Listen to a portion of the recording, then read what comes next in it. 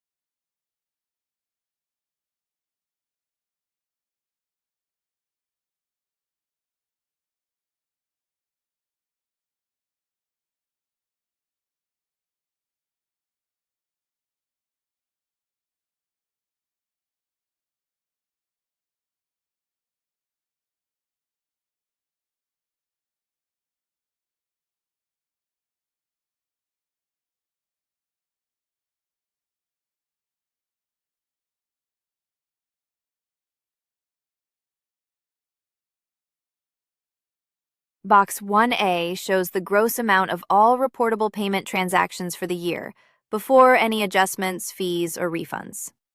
Box 1B shows the card-not-present transactions, such as online or phone orders. Boxes 2 through 8 show the monthly breakdown of gross payments. Box 4 shows federal income tax withheld, if applicable. The gross amount in Box 1A may exceed your actual income after deducting fees, refunds, and returns, so keep records of your actual receipts. Report the income from Form 1099-K on your business tax return on Schedule C if you are self-employed, or on the appropriate schedule for your business entity. You may deduct fees, refunds, and other business expenses to arrive at your taxable net income. The IRS matches Form 1099-K amounts to your return, so report all income accurately.